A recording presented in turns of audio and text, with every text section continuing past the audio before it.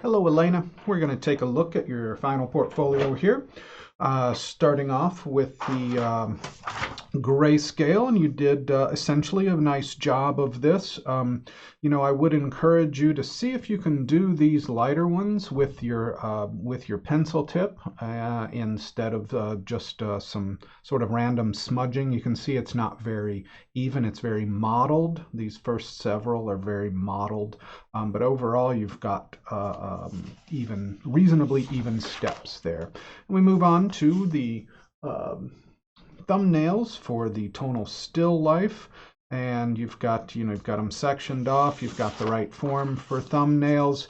You might consider the proportions a little closer to what they are. These are a little elongated, but you've got a variety of different setups here, trying out different compositions. That's what thumbnails are for. It also helps us to familiarize ourselves with the objects or subjects that we're going to draw.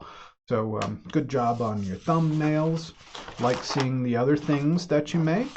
And working on the portrait studies, you've got reasonably good human proportions on these. I would encourage you, as I encourage everyone, don't just follow those measurements, but really measure them for yourself. I notice on a lot of yours, your ears come outside the 3 to 4 box. Generally, the 3 to 4 includes the ears, so what that ends up doing is taking a little bit off of the head. Now, hair, of course, can extend beyond that.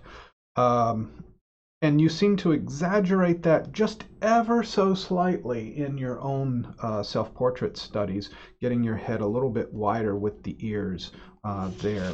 Now, I know you do have prominent cheekbones there, so I've just encouraged you to keep measuring and one thing I like to do is compare verticals and angles to where those major shifts of the face take place. But overall, nice work.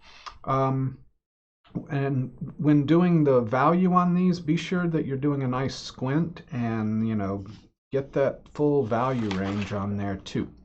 We've got your in-class portrait. Unfortunately, I've got the camera set up for the sketchbooks and not this, so we can't see the whole thing. But here's where you really, you've got the basic humanoidness down here.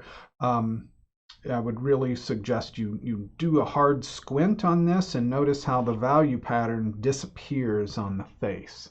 The way I had these set up is there were significant shadows moving across that face, and I know it can be real scary to put shadows on a face, but if we squint, they're there. But overall, good human proportions. You've done very well in the class. I've certainly enjoyed having you in class, and hope you have a great break. If you have any questions, Elaina, please don't hesitate to ask.